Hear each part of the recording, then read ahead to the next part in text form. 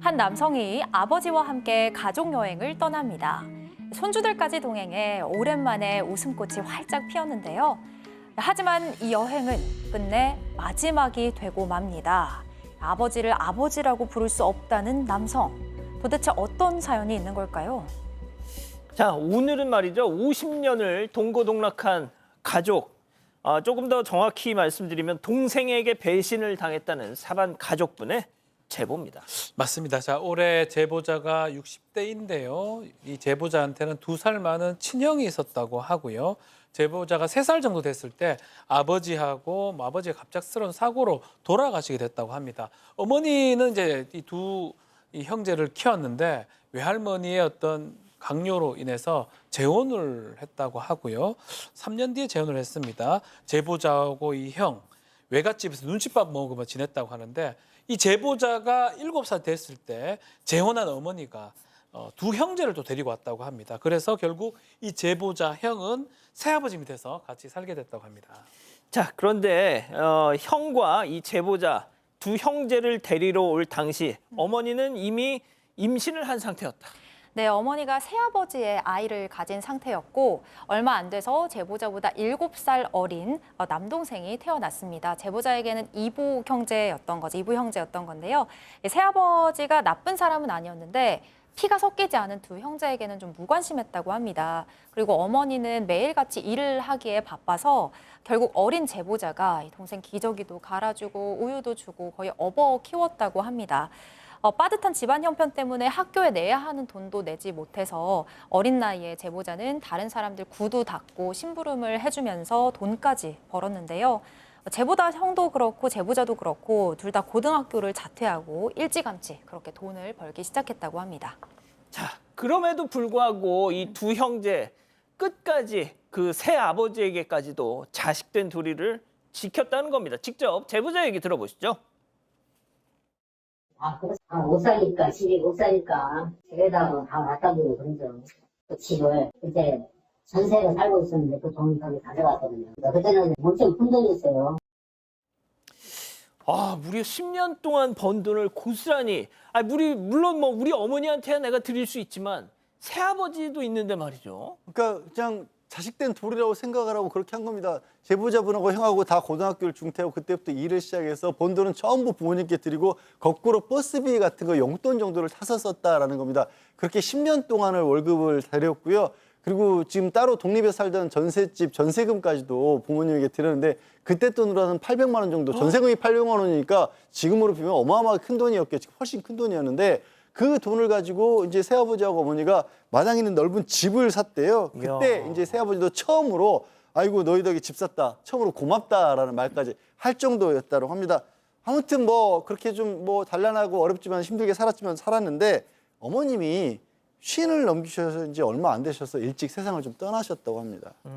그러면 일단 새아버지만 있네요, 거기에. 네, 그러니까 새아버지는 남겨주셨고 어머니께서도 갑작스러운 병환으로 세상을 떠나셨지만 이제 이 형제에게 뭐 이제 유언 비슷하게 남기신 게 있는데 이 새아버지하고는 너희에 대해서도 다 얘기를 했다. 그러니까 뭐 집이나 이런 걸로 너를 속상해하거나 서운해하게 하는 일은 없을 거다라고 얘기를 했대요.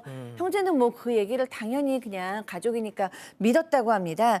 그런데 이제 그 후에 이 아버님도 병환이 생긴 거예요. 그래서 몸이 안 좋아지기 시작했는데 그 남동생은 일이 바쁘다고 하면서 이 새아버지를 돌보지를 못했어요. 그래서 또 이 제보자와 아내가 이 새아버지까지 또 돌봤습니다. 아이고야. 모시고 여행도 떠났고요. 그다음에 이제 병원으로 입원을 했을 때는 새 형제가 병원비도 나눠서 같이 냈다고 합니다.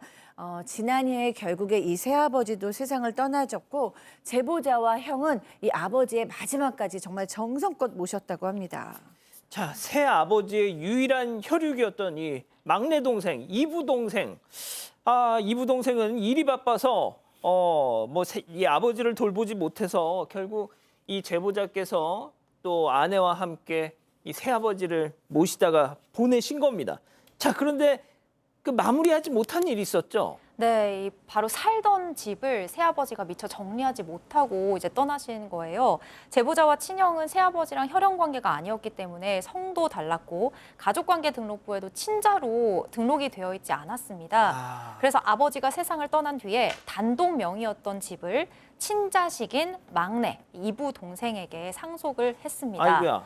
세월이 흐르면서 마당이 넓은 잔독주택이 값이 한 20배가 뛰었다고 해요.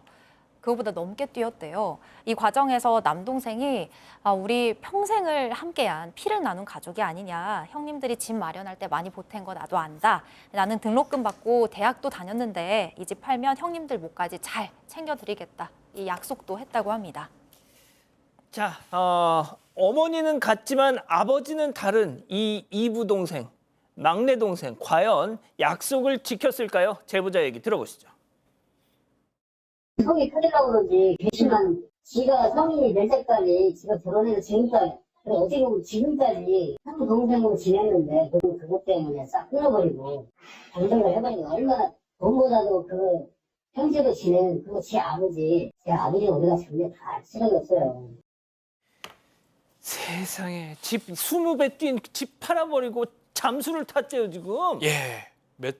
며칠 전에 이제 친척들 얘기를 들어보니까 한 약 10억 원 정도의 집을 팔고 가버렸다고 하는데 이 형이랑 제보자가 전화를 좀 해봤다고 합니다. 그리고 전화를 해봐야 되니까 전화를 했음에도 불구하고 아마 차단됐는지 전화가 지금 전혀 안 되는 상황이고 그러니까 재수 씨나 조카들한테도 전화를 해보니까 똑같이 차단이 되어 있다고 합니다. 조카들도. 예예. 세상에. 뭐 사실은 뭐 법적인 권리를 떠나서 뭐 10억의 3분의 1 뭐 예전에 얘기했던 뭐 그걸 달라는 게 아니고 다만 좀 얘기도 좀 해주고 뭐 1, 2천만 원이라도 좀 주기를 근데 아예 잠적했기 때문에 이게 너무 괘씸하다라고 토론하는 상황이고 주소도 알고 있다고 해요. 찾아갈 수도 있는데 더럽고 치사해서 참고 있는 상황이라고 전하고 있습니다. 양 변호사님, 그 집 저희가 이제 앞서도 설명해 드렸지만 이 제보자하고 제보자의 형님하고 정말 고등학교도 중퇴하고 막 계속 이런 돈 벌어가지고 보내주던 그 800만 원이 시드머니가 돼서 마련했던 집이었잖아요. 그리고 게다가 이제 그렇게 들었을 때는 사실은 아버님, 어머님이 공동 명의로 어떻게 보면은 가지고 있었다라고 명의는 다르더라도 공동 소유로 가지고 있었다고 볼 수 있었는데 문제는 그겁니다. 일단 먼저 어머님이 돌아가셨을 때 그 몫을 상속을 받았다라고도 볼 수가 있는데 그게 전제가 되려면 그때 어느 정도 그러니까 실제로 그 자금이 우리에 의해서 만들어졌다 이런 것들이 좀 남아 있었다면 모르겠는데 지금은 이미 시간이 너무 오래 흘러서 그걸 입증하는 게 현실적으로 불가능해 보이고 게다가 명의가 아버지 명의로 그러니까 사실은 아버지도 아니죠. 법적으로는 아버지 비가 아닌데도 아버지 명의로만 돼 있었다 보고 또 말씀드린 것처럼 이 자녀로 등록이 전혀 안 된 겁니다. 그러니까 두 분은 재혼을 하셨지만 그 재혼한 사람의 각자 재혼 과정에 자녀까지 자신들의 자녀가 인정이 되려면 별도로 입양 절차를 거쳐야 되거든요. 그게 없으면 아예 상속인이 처음부터 아예 아닌 거예요. 법적으로는 사실은 어떤 관계가 권리가 있다라고 보기가 어려운 그런 상황이라서 일단 권리가 있고 나서야 뒤에 무슨 기여분이나 이런 걸 따질 텐데 상속인 자격 자체가 없다 보니까 법적 구제가 참 힘들어 보입니다.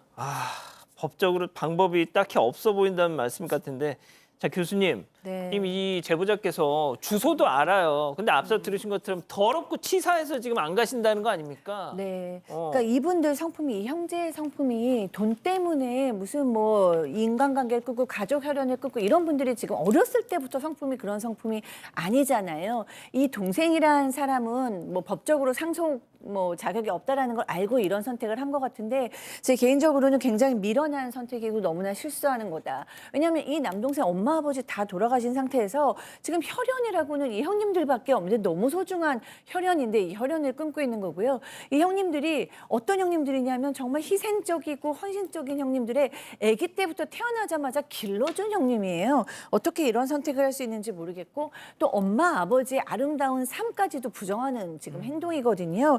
지금 이 방송을 혹시는 보고 있다면 뭐 우리가 알 수 없는 문제가 있더라도 형님들과 같이 상의를 하셔야 되는 거라고 생각이 들어요. 아내든 조카든 본인이든 방송 보시고 있다면 꼭 돌이키셨으면 좋겠습니다. 그러니까요.